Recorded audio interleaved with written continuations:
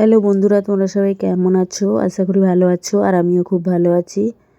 তো আজকে কি কি রান্না করেছিলাম চলো তোমাদের সঙ্গে শেয়ার করছি। তো আজকে বৃহস্পতিবার নিরামিষ রান্না করেছিলাম।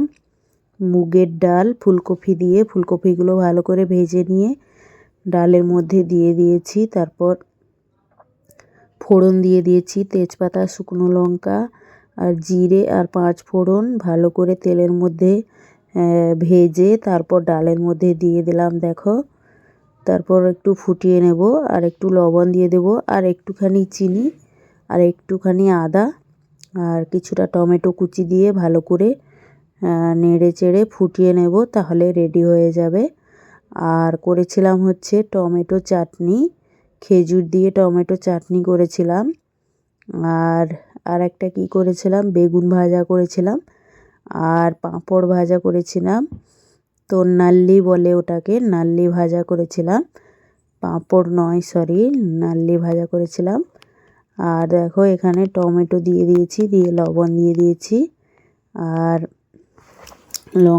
হলুদ গুঁড়ো, লঙ্কার গুঁড়ো দিয়ে ভালো করে নাড়াচাড়া করে নিচ্ছি।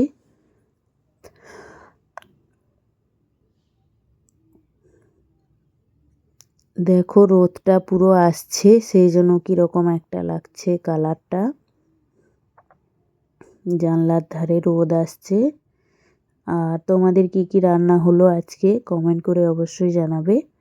এই দেখো চাটনিটা আমি ভালো করে করে নিচ্ছি, খেজুর দিয়ে চাটনি করছি, আর ডালটা হয়ে গেছে। তো এবারে একটু ভাজা জিরের গুঁড়ো, ধনের গুঁড়ো দিয়ে গ্যাসটা অফ করে দেবো। আর চাটনিও হয়ে গেছে অলরেডি।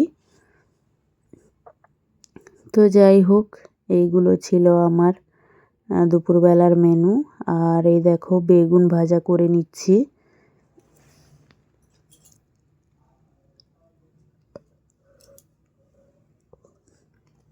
তো এই দেখো আজকে আমার দুপুরবেলার মেনু ছিল ভাত গরম গরম, আর বেগুন ভাজা, মুগের ডাল ফুলকপি দিয়ে, আর চাটনি, আর নাল্লি ভাজা। তো টাটা সবাইকে, সবাই ভালো থেকো, সুস্থ থেকো।